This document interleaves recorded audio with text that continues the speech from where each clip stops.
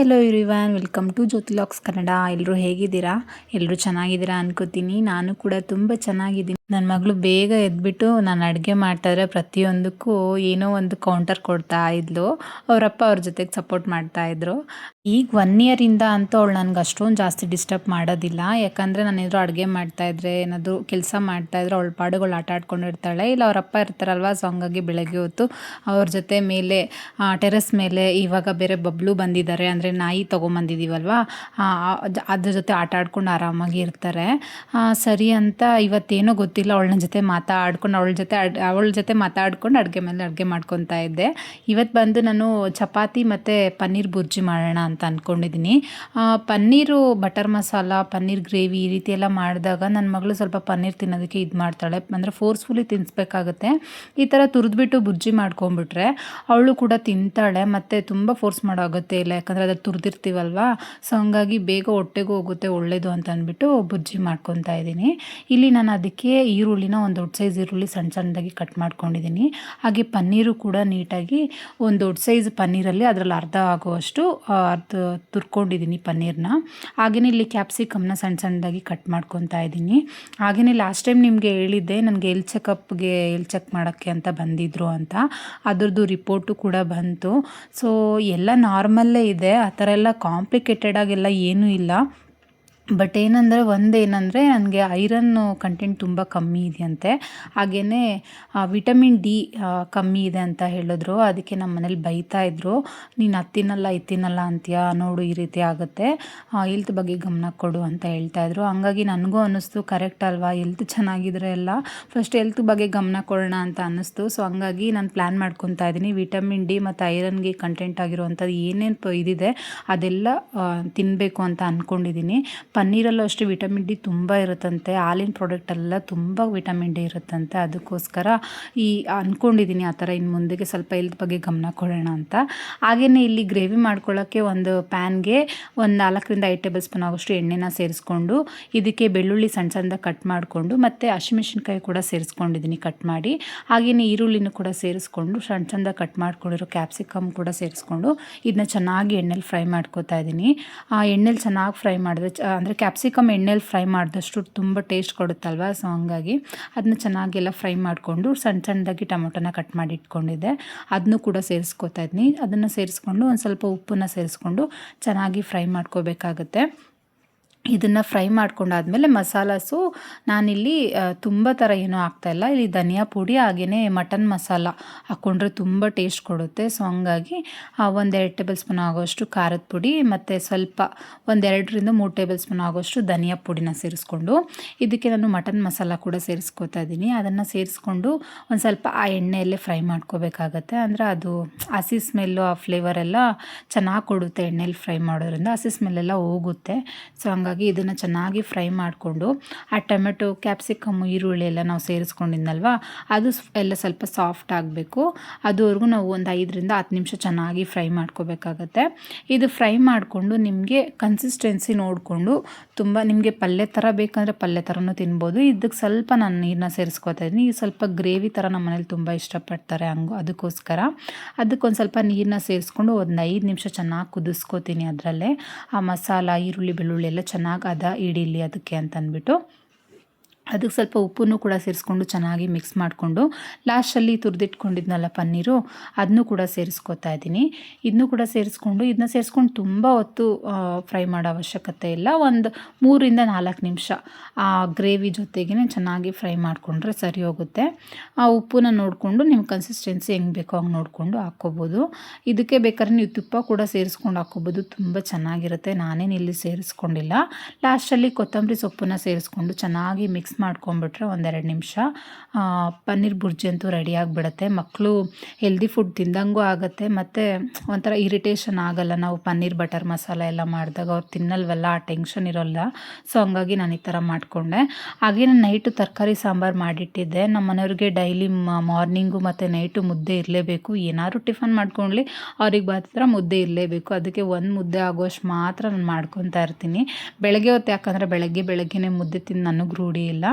So ಅನ್ನ ಸಾಂಬಾರಾದರೂ ತಿಂದ್ಬಿಡ್ತೀನಿ, but ಮುದ್ದೆ ನಮ್ಗೆ ಹೋಗೋದೇ ಇಲ್ಲ, ಅದೇನೋ ಗೊತ್ತಿಲ್ಲ, ಹಂಗೆ ಆಗೋದಿಲ್ಲ. ಸ್ವಲ್ಪ ಡಿಲೇ ಒಂದು 12 ಗಂಟೆ 1 ಗಂಟೆ ಆಗ್ತಿದೆ ಅಂದರೆ ಆ ಟೈಮಲ್ಲಿ ತಿಂತೀನಿ, ಬಟ್ ಬೆಳಗ್ಗೆ ನಂಗೆ ತಿನ್ನೋದಕ್ಕಾಗೋದೇ ಇಲ್ಲ. ಸೊ ಹಂಗಾಗಿ ಅವ್ರಿಗೂ ಕೂಡ ಮುದ್ದೆ ತೊಳೆಸ್ಬಿಟ್ಟು ಎತ್ತಿಟ್ಬಿಟ್ಟೆ. ಸಾಂಬಾರು ಕೂಡ ಬಿಸಿ ಮಾಡೋಕ್ಕೆ ಇಟ್ಬಿಟ್ಟು ಇಲ್ಲಿ ಪನ್ನೀರ್ ಬುರ್ಜಿ ಕೂಡ ಎಲ್ಲ ರೆಡಿಯಾಗಿತ್ತಲ್ವ, ಅದೆಲ್ಲ ಸಪ್ರೇಟಾಗಿಟ್ಟು ಹಾಗೆಯೇ ಇಲ್ಲಿ ಚಪಾತಿ ಮಾಡ್ಕೊಂಬಿಡೋಣ ಅಂತ ಮಾಡ್ಕೊತಾ ಇದ್ದೀನಿ. ನನ್ನ ಮಗಳಿಗೆ ಚಪಾತಿ ಮಾಡೋ ಟೈಮ್ಗೆ ಅವಳು ಹೇಳ್ಬಿಟ್ಲು, ಅವ್ರ ಫ್ರೆಂಡ್ಸ್ ಎಲ್ಲ ಅಂದರೆ ಪೀಸ್ ಮಾಡಿ ತೊಗೊಂಡು ಬರ್ತಾರಂತೆ, ನನಗೂ ನೀಟಾಗಿ ಪೀಸ್ ಮಾಡಿ ಹಾಕು, ನನಗೆ ಹಂಗೆ ಬೇಡ ಅಂತ ಹೇಳ್ತಾಯಿದ್ಲು. ಸರಿ, ಅವಳ ಜೊತೆ ಕೂಡ ಮಾತಾಡ್ಕೊಂಡು ಹಾಗೆ ಮಾಡ್ತಾಯಿದ್ದೆ. ಇಲ್ಲಿ ಸ್ನ್ಯಾಕ್ಸ್ಗೆ ಯಾವುದೇ ಥರ ಸ್ಯಾಲಡು ಏನು ಮಾಡಲಿಲ್ಲ ಇವತ್ತು, ಹಂಗಾಗಿ ಫ್ರೂಟ್ಸೇ ಕಟ್ ಮಾಡ್ಕೊಳ್ಳೋಣ ಅಂತ ನಿನ್ನೆ ವಾಟರ್ ಮಿಲನ್ನ ತೊಗೊಂಬಂದಿದ್ದೆ. ಫ್ರೂಟ್ಸ್ ಎಲ್ಲ ತುಂಬ ಫ್ರೆಶ್ ಆಗಿತ್ತು. ನನ್ನ ಮಗಳು ಸ್ಕೂಲ್ ಮುಂದೆನೇ ಒಂದು ಫ್ರೂಟ್ಸ್ ಅಂಗಡಿ ಇದೆ, ಅಲ್ಲಿ ತುಂಬ ಫ್ರೆಶ್ ಆಗಿತ್ತು ಅಂತ ಅಂದ್ಬಿಟ್ಟು ಅಲ್ಲೆಲ್ಲ ತೊಗೊಂಡು ಬಂದೆ. ಹಾಗೆಯೇ ಕೂಡ ಬಾಕ್ಸು ಕೂಡ ಹಾಕ್ತಾಯಿದ್ದೀನಿ. ಇವತ್ತು ನಮ್ಮ ಮನೆಯವ್ರು ಏನೋ ಗೊತ್ತಿಲ್ಲ, ಯಾವಾಗೂ ರೈಸೇ ತೊಗೊಂಡೋಗೋದು, ಅವ್ರಿಗೆ ಒಂದೊಂದು ಸಲ ಅಷ್ಟೇ ಇಷ್ಟಪಟ್ಟು ತೊಗೊಂಡೋಗ್ತಾರೆ, ಅಂದರೆ ಟಿಫನ್ಸ್ ಅಷ್ಟು ಇಷ್ಟ ಆಗಲ್ವಲ್ಲ, ಹಂಗಾಗಿ ಚಪಾತಿನೇ ಹಾಕು ಅಂತಂದರು. ಹಂಗಾಗಿ ಅವ್ರಿಗೂ ಕೂಡ ಚಪಾತಿನೇ ಹಾಕ್ಬಿಟ್ಟು ಬಾಕ್ಸ್ಗೆ ಸ್ನ್ಯಾಕ್ಸ್ಗೆ ವಾಟರ್ ಮಿಲನ್ ಮಾತ್ರ ಹಾಕ್ತಾಯಿದ್ದೀನಿ. ನನ್ನ ಮಗಳಿಗೆ ವಾಟರ್ ಮಿಲನ್ ಅಂದರೆ ಸಿಕ್ಕಾಪಟ್ಟೆ ಇಷ್ಟ, ಅವಳಿಗೆ ತುಂಬ ಇಷ್ಟಪಟ್ಟು ತಿಂತಾಳೆ. ಅವಳು ತಿಂದೇ ಇರೋ ಫ್ರೂಟ್ ಅಂದರೆ ಪಪ್ಪಾಯ ಒಂದೇನೆ, ಇನ್ನೆಲ್ಲ ಫ್ರೂಟ್ಸು ಆಲ್ಮೋಸ್ಟ್ ಅವಳು ಇಷ್ಟಪಟ್ಟೆ ತಿಂತಾಳೆ. ಹಂಗಾಗಿ ಅದೇ ನಾವು ಹೆಂಗೆ ರೂಢಿ ಮಾಡ್ತೀವೋ ಮಕ್ಳಿಗೆ ಆಗಿರುತ್ತೆ ಅಷ್ಟೇ. ಹಂಗಾಗಿ ಸರಿ ಅಂತ ಅವಳಿಗೂ ಕೂಡ ವಾಟರ್ ಮಿಲನ್ ಹಾಕ್ತೀನಿ ಅಂದ ತಕ್ಷಣ ಅವಳಿಗೆ ಫುಲ್ಲು ಖುಷಿ. ಸರಿ ಅಂತ ಟೈಮ್ ಆಯಿತು ಅಂತ ಅವರು ಕೂಡ ಎಲ್ಲ ಹೊರಟ್ರು. ಕೆಳಗಡೆ ಗೇಟ್ ಹತ್ರ ಹೋಗ್ತಿದ್ದಂಗೆ ಕತ್ತೆ ಹಾಲು ಅಂತ ಕತ್ತೆನ ತೊಗೊಂಬಂದಿದ್ರು. ಆ ಕತ್ತೆ ಹಾಲು ಕುಡಿಸಿದ್ರೆ ಮಕ್ಕಳಿಗೆ ತುಂಬ ಒಳ್ಳೇದಲ್ವಾ, ಹಂಗಾಗಿ ಬಂತು. ಅದಕ್ಕೆ ನನ್ನ ಮಗಳು ಏನು ಹೇಳ್ತಿದ್ದಾಳೆ ನೋಡಿ, ನೀನು ಕತ್ತೆ ಅಂತೀನಾ? ಅಂದರೆ ನಂಗೆ ತುಂಬ ಸಿಟ್ಟು ಬಂದಾಗ, ಹೇಳಿದ ಮಾತು ಕೇಳಲ್ಲ ಅಂತ ಅಂದಾಗ ಕತ್ತೆ ಅಂತ ಅವಾಗವಾಗ ಬೈತಾ ಇರ್ತೀನಿ. ಅದಕ್ಕೆ ಅವಳು ಹೇಳ್ತಾ ಇದ್ಲು, ನೀನು ಯಾವಾಗೂ ನನ್ನ ಕತ್ತೆ ಅಂತೀಲ್ವಾ, ಅದಕ್ಕೆ ಅದು ಕತ್ತೆ ಅಂತ ಹೇಳ್ತಾ ಇದ್ಲು. ಮಕ್ಕಳು ಎಷ್ಟು ಅಬ್ಸರ್ವ್ ಮಾಡ್ತಾರೆ, ಎಷ್ಟು ಗೊತ್ತಾಗುತ್ತೆ ಅಂತ ಅನಿಸುತ್ತೆ ಅಲ್ವಾ. ಸರಿ ಅಂತ ನಾನು ಕೂಡ ಮಧ್ಯಾಹ್ನ ಸ್ವಲ್ಪ ಆಚೆ ಹೋಗೋದಿತ್ತು, ಹೋಗಿ ಬಂದೆ. ಹಾಗೆ ನನ್ನ ಮಗಳನ್ನೂ ಕೂಡ ಕರ್ಕೊಂಡು ಬಂದಿದ್ದೆ. ಸ್ವಲ್ಪ ಮಾವಿನ ಹಣ್ಣು ಊರಿಂದ ತೊಗೊಂಬಂದಿದ್ದೆ, ಹಾಗೆ ಇಟ್ಬಿಟ್ಟಿದ್ದೆ. ಸ್ವಲ್ಪ ಕಾಯಿ ಇತ್ತು, ಸ್ವಲ್ಪ ಏನಾದರೂ ಹಣ್ಣಾಗ್ಬಿಟ್ರೆ ಅದೆಲ್ಲ ಹಾಳಾಗ್ಬಿಡುತ್ತೆ, ನಮ್ಮ ಮನೇಲಿ ತಿನ್ನೋರು ಯಾರೂ ಇಲ್ಲ ಅಂತ ಅಂದ್ಕೊಂಡು ಮ್ಯಾಂಗೋ ಎಲ್ಲ ನೀಟಾಗಿ ತೊಳೆದ್ಬಿಟ್ಟು ಟಿ ವಿ ನೋಡ್ಕೊತಾ ಕಟ್ ಮಾಡ್ಕೊತಾ ಇದ್ದೆ. ಅಡುಗೆ ಮೇಲೆ ನಿಂತ್ಕೊಂಡು ಕಟ್ ಮಾಡೋದು ಕಷ್ಟ ಅಂತ ಅಂದ್ಬಿಟ್ಟು ನನ್ನ ಮಗಳು ಏನೇನೋ ಅವಳ ಸ್ಕೂಲಲ್ಲಿ ನಡೆದಿರೋದೆಲ್ಲ ಹೇಳ್ತಾ ಇದ್ಲು. ನಾನು ಅವಳನ್ನು ಕೇಳಿಕೊಂಡು ಏನೇನು ನಡೀತು ಇವಾಗ ಸ್ಕೂಲಲ್ಲಿ ಏನೇನು ಹೇಳ್ಕೊಟ್ರು ಅಂತೆಲ್ಲ ಕೇಳಿಕೊಂಡು ಮ್ಯಾಂಗೋ ಎಲ್ಲ ಕಟ್ ಮಾಡ್ತಾ ಇದ್ದೆ. ಅವಳಿಗೆ ಸಿಕ್ಕಾಪಟ್ಟೆ ಇಷ್ಟ ಮ್ಯಾಂಗೋ ಅಂದರೆ, ಹುಳಿ ಇರೋ ಅಂಥದ್ದು ನಿಂಬೆಹಣ್ಣು ತಿಂತಾಳೆ, ಮತ್ತು ಬೆಟ್ಟದ ನೆಲ್ಲಿಕಾಯಿ ಬರುತ್ತಲ್ಲ ಅದನ್ನು ಕೂಡ ಅಷ್ಟು ಇಷ್ಟಪಟ್ಟು ತಿಂತಾಳೆ ಅವಳು. ಅದೇನೋ ಹುಳಿ ಇರೋದು ತುಂಬ ಇಷ್ಟಪಡ್ತಾಳೆ. ಹಾಗೆಯೇ ಮ್ಯಾಂಗೋ ಎಲ್ಲ ಸಣ್ಣದಾಗಿ ಕಟ್ ಮಾಡಿಕೊಂಡು ಇಲ್ಲಿ ಇನ್ಸ್ಟೆಂಟ್ ಮ್ಯಾಂಗೋ ಪಿಕಲ್ ಮಾಡ್ಕೊಳ್ಳೋಣ ಅಂತ ಮಾಡ್ತಾಯಿದ್ದೀನಿ. ಒಂದು ಪ್ಯಾನ್ಗೆ ನಾನು ಒಂದು ಸ್ವಲ್ಪ ಎಣ್ಣೆ ಜಾಸ್ತಿನೇ ಹಾಕ್ಕೊಂಡಿದ್ದೀನಿ, ಆಯಿತಾ. ನೀವು ಮ್ಯಾಂಗೋಸ್ ಎಷ್ಟಿದೆಯೋ ಅಷ್ಟು ನೋಡ್ಕೊಂಡು ಹಾಕ್ಕೋಬೋದು. ಇದಕ್ಕೆ ನಾನು 1-2 ಟೇಬಲ್ ಸ್ಪೂನ್ ಆಗೋಷ್ಟು ಸಾಸಿವೆ ಅಷ್ಟೇ, ಜಾಸ್ತಿ ಹಾಕಿದಷ್ಟು ಟೇಸ್ಟ್ ಜಾಸ್ತಿ, ಬಾಯಿ ಸಿಕ್ಕಿದಾಗ ತುಂಬ ಚೆನ್ನಾಗಿರುತ್ತೆ. ಹಾಗೆಯೇ ಒಂದು ಸ್ವಲ್ಪ ಕಾಲು ಟೇಬಲ್ ಸ್ಪೂನ್ ಆಗೋಷ್ಟು ಮೆಂತ್ಯ ಹಾಕ್ಕೊಂಡ್ರೆ ಸಾಕು, ಜಾಸ್ತಿ ಹಾಕ್ಕೊಳ್ಳೋಕೆ ಹೋಗಬಾರ್ದು, ಒಂದು ಸ್ವಲ್ಪ ಕಹಿ ಬಂದುಬಿಡುತ್ತೆ, ಟೇಸ್ಟ್ ಕೆಟ್ಟೋಗ್ಬಿಡುತ್ತೆ, ಅಷ್ಟು ಚೆನ್ನಾಗಿರಲ್ಲ. ಅದು ಸ್ವಲ್ಪ ಚಿಟಪಟ ಅಂತೆಲ್ಲ ಅಂದಮೇಲೆ ಅದು ಫ್ಲೇವರ್ ಬರ್ತಾ ಇರುತ್ತೆ ಮೆಂತ್ಯ ಹಾಕಿರೋದ್ರಿಂದ. ಅದಾದಮೇಲೆ ಇದಕ್ಕೆ ನಾನು ಒಂದು 3-4 ಟೇಬಲ್ ಸ್ಪೂನ್ ಆಗೋಷ್ಟು ಖಾರದ ಪುಡಿನ ತೊಗೊಂಡಿದ್ದೀನಿ. ಸ್ವಲ್ಪ ಖಾರ ಜಾಸ್ತಿ ಬೇಕು ಅಂದರೆ ಇನ್ನು ಸ್ವಲ್ಪ ಜಾಸ್ತಿನೇ ತೊಗೋಬೋದು. ಇದಕ್ಕೆ ನಾನು ಒಂದು ಸ್ವಲ್ಪ ಉಪ್ಪು, ಹಾಗೆಯೇ ರುಚಿಗೆ ತಕ್ಕಷ್ಟು ಅದಕ್ಕೆ ಎಷ್ಟು ಬೇಕೋ ಅಷ್ಟು ಉಪ್ಪನ್ನ ಸೇರಿಸ್ಕೊಂಡು, ಒಂದು ಅರ್ಧ ಟೇಬಲ್ ಸ್ಪೂನ್ ಆಗೋಷ್ಟು ಅರಿಶಿನ ಸೇರಿಸ್ಕೊಂಡು, ಇದಕ್ಕೆ ಒಂದು 1/4 ಟೇಬಲ್ ಸ್ಪೂನ್ ಆಗೋಷ್ಟು ಇಂಗುನ ಸೇರಿಸ್ಕೊಂಡು ಚೆನ್ನಾಗಿ ಎಣ್ಣೆಯಲ್ಲಿ ಅದನ್ನು ಮಿಕ್ಸ್ ಮಾಡ್ಕೋತಾ ಇದ್ದೀನಿ. ಅದು ನೋಡಿ, ಅದು ಪೂರ್ತಿ ಎಣ್ಣೆ, ನಾನು ಒಂದು ಸ್ವಲ್ಪನೂ ನೀರು ಹಾಕಿಲ್ಲ, ನೀರು ಹಾಕ್ಕೋಬಾರ್ದು. ಇದು ಸ್ವಲ್ಪ ಬಿಸಿ ಆಗ್ತಿದ್ದಂಗೆ ಜಾಸ್ತಿ ಫ್ಲೇಮ್ ಇಟ್ಕೊಂಡು ಬಿಸಿ ಮಾಡಬಾರ್ದು, ತುಂಬ ಕಮ್ಮಿ ಫ್ಲೇಮಲ್ಲಿ ಇದನ್ನೆಲ್ಲ ಫ್ರೈ ಮಾಡ್ಕೊಬೇಕಾಗತ್ತೆ. ಇದಕ್ಕೆ ನಾನು ಕಟ್ ಮಾಡ್ಕೊಂಡಿರೋ ಮ್ಯಾಂಗೋನೆಲ್ಲ ಸೇರಿಸ್ಕೊಂಡು ಮಿಕ್ಸ್ ಮಾಡ್ಕೊತಾ ಇದ್ದೀನಿ. ತುಂಬ ಟೇಸ್ಟಿಯಾಗಿರುತ್ತೆ, ತುಂಬ ಚೆನ್ನಾಗಿರುತ್ತೆ. ಬಟ್ ಏನಂದರೆ ಇದು ತುಂಬ ದಿನ ಬಾಳಿಕೆ ಬರೋಲ್ಲ. ನೀವು ಆರಾಮಾಗಿ ಒಂದು 10 ಡೇಸ್ ಇಟ್ಕೋಬೋದು ಫ್ರಿಜ್ಜಲ್ಲಿ, ಅಂದರೆ ಔಟ್ಸೈಡ್ ಇಡೋಂಗಿಲ್ಲ, ಫ್ರಿಜ್ಜಲ್ಲಿ ಇಟ್ಕೊಂಡು ಆರಾಮಾಗಿ 10 ಡೇಸು ಇಟ್ಕೊಂಡು ತಿನ್ಬೋದು, ತುಂಬ ರುಚಿಯಾಗಿರುತ್ತೆ. ಬರೀ ನಾವು ಊಟದ ಜೊತೆನೇ ಸೈಡಿಗೆ ತಿನ್ನಬೇಕು ಅಂತ ಏನಿಲ್ಲ, ಆರಾಮಾಗಿ ಸ್ನ್ಯಾಕ್ಸ್ ಥರನೂ ಕೂಡ ನಾವು ತಿನ್ಬೋದು, ತುಂಬ ಚೆನ್ನಾಗಿರುತ್ತೆ. ಹಂಗಾಗಿ ಈ ಥರ ಮಾಡ್ಕೊಳ್ಳೋಣ ಅಂತ ಮಾಡ್ಕೊತಾ ಇದ್ದೆ. ಸೊ ನಮ್ಮ ಮನೆಯಲ್ಲಿ ಈ ಥರದ್ದು ಇಷ್ಟಪಟ್ಟೆ ತಿಂತಾರೆ, ಅಂದರೆ ಖಾರವಾಗಿದ್ದರೆ ಆಲ್ಮೋಸ್ಟ್ ಇಷ್ಟಪಡ್ತಾರೆ. ಸ್ವೀಟ್ ಅಷ್ಟೇ ನಮ್ಮ ಮನೇಲಿ ವೇಸ್ಟ್ ಆಗೋದು, ಖಾರ ಆಗಿರೋವಂಥದ್ದು ಏನು ವೇಸ್ಟ್ ಆಗೋಲ್ಲ. ಸರಿ ಅಂತ ನಾನು ಸ್ವಲ್ಪ ಸಪ್ರೇಟಾಗಿ ಇಟ್ಕೊಂಡು ನನ್ನ ಮಗಳು ಕೂಡ ಕೇಳ್ತಾ ಇದ್ಲು. ಸಪ್ರೇಟಾಗಿ ಇಟ್ಕೊಂಡು ಇದನ್ನೆಲ್ಲ ಬಾಕ್ಸ್ಗೆ ಹಾಕಿ ಸ್ಟೋರೇಜ್ ಮಾಡ್ಕೊತಾ ಇದ್ದೀನಿ. ಆರಾಮಾಗಿ 10 ಡೇಸ್ ಒಳಗಡೆ ಖಾಲಿ ಮಾಡಿಕೊಂಡ್ರೆ ಸರಿ ಹೋಗುತ್ತೆ. 10 ಡೇಸ್ ಮೇಲೆ ಬೇಡ, ಒಂಥರ ಅನಿಸ್ಬಿಡುತ್ತೆ ಅದು. ನೀವು ಆಚೆ ಇಟ್ಟರೆ ಅಂತೂ ಆಚೆ ಇಡ್ತೀರಾ ಅಂತಂದರೆ 1 ದಿನ ಇಲ್ಲ 2 ದಿನ ಮ್ಯಾಕ್ಸಿಮಮ್ ಯೂಸ್ ಮಾಡ್ಬೋದು ಅಷ್ಟೇ. ಅದ್ರ ಮೇಲೆ ಇಟ್ಕೊಳ್ಳೋದಕ್ಕೆ ಹೋಗಬೇಡಿ, ಅದೊಂಥರ ಸ್ಮೆಲ್ ಬಂದುಬಿಡುತ್ತೆ. ಸೊ ಹಂಗಾಗಿ ಹಾಗೆ ನನ್ನ ಮಗಳಿಗೆ ಹೋಮ್ವರ್ಕ್ ಎಲ್ಲ ಕೊಟ್ಟಿದ್ರು, ಅದನ್ನು ಕೂಡ ಕಂಪ್ಲೀಟ್ ಮಾಡಿಸ್ಬಿಟ್ಟು ಅವಳನ್ನು ಸ್ವಲ್ಪ ಇವತ್ತೆಲ್ಲ ಏನೇನು ಕೇಳಿದ್ರು ಏನೇನು ಅಂತ ಅವಳನ್ನು ಕೂಡ ಕೇಳಿ ಸ್ವಲ್ಪ ಗ್ರೋಸರೀಸ್ ಎಲ್ಲ ತೊಗೊಂಬಂದು 2 ಡೇಸ್ ಆಗೋಗಿತ್ತು. ನಾನು ಹಾಗೆ ಇಟ್ಬಿಟ್ಟಿದ್ದೆ. ಅದನ್ನೆಲ್ಲ ನೀಟಾಗೆಲ್ಲ ಎತ್ತಿಟ್ಟೇ ಇರಲಿಲ್ಲ, ಹಾಗಾಗಿ ಇಟ್ಬಿಟ್ಟಿದ್ದೆ. ಸರಿ ಅಂತ ಅದೆಲ್ಲ ತೆಗ್ದಿಟ್ಕೊಳ್ಳೋಣ ಅಂತಂದ್ಬಿಟ್ಟು ಎಲ್ಲ ತೆಗ್ದಿಡ್ತಾ ಇದ್ದೀನಿ. ನಾನು ಆಲ್ಮೋಸ್ಟ್ ನಾನು ಜಾಸ್ತಿ ರೇಷನ್ ತೊಗೊಂಬರ್ತೀನಿ ಅಂದರೆ ಒಂದು 2 ತಿಂಗಳಿಗೊಂದ್ಸಲ ತೊಗೊಂಬರ್ತೀನಿ. ಇಲ್ಲ ಅಂದರೆ ನನಗೆ ಮಂತ್ಲಿ ತೊಗೊಂಬರೋದೇ ಬೆಸ್ಟು ಅನಿಸುತ್ತೆ.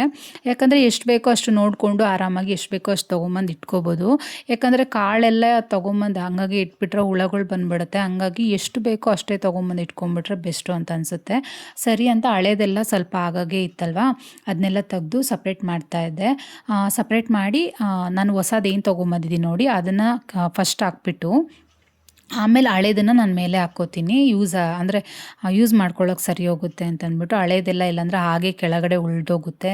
ಅದಕ್ಕೆ ಹಾಗೆ ಮಾಡ್ಕೊಬಿಡ್ತೀನಿ. ಒಂದೊಂದು ಸಲ ಎಲ್ಲ ನಾನು ತಿಂಗಳಿಗೊಂದ್ಸಲ ಇಲ್ಲ 1.5 ತಿಂಗಳಿಗೊಂದ್ಸಲ ಬಾಕ್ಸುಗಳೆಲ್ಲ ಈ ಥರ ಅಂದರೆ ಕಾಳುಗಳು ಬೇಳೆ ಎಲ್ಲ ಹಾಕಿಟ್ಕೊಂಡಿರ್ತೀನಲ್ಲ ಅದೆಲ್ಲ ವಾಶ್ ಮಾಡಿ ಇಟ್ಕೊಂಡ್ಬಿಡ್ತೀನಿ. ಇದು ಲಾಸ್ಟ್ ಟೈಮೇ ನಾನು ಒಂದು 25 ಡೇಸ್ ಆಗೋಗಿತ್ತು. ಆವಾಗೆ ನಾನೆಲ್ಲ ಕ್ಲೀನ್ ಮಾಡಿ ಎಲ್ಲ ಎತ್ತಿಟ್ಕೊಂಡಿದ್ದೆ. ಅಷ್ಟೇನು ಗಲೀಜಿರಲಿಲ್ಲ.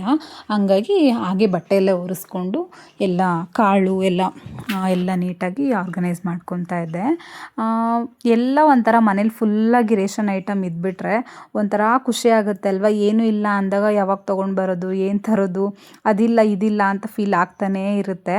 ಅದಕ್ಕೆ ತಿಂಗಳು ತೊಗೊಂಬಂದು ಏನು ಬೇಕು ಏನು ಬೇಡ ಅಂತಂದ್ಬಿಟ್ಟು ನೀಟಾಗಿ ಎತ್ಕೊಂಬಂದು ಸ್ಟೋರೇಜ್ ಮಾಡ್ಕೊಂಬಿಟ್ರೆ ಅದೊಂಥರ ಸ್ಯಾಟಿಸ್ಫ್ಯಾಕ್ಷನು. ನಿಮಗೂ ಯಾರಿಗಾದ್ರೂ ಹಿಂಗೆ ಅನಿಸುತ್ತಾ ಅಂತಂದ್ಬಿಟ್ಟು ಕಮೆಂಟ್ ಮೂಲಕ ತಿಳಿಸಿ.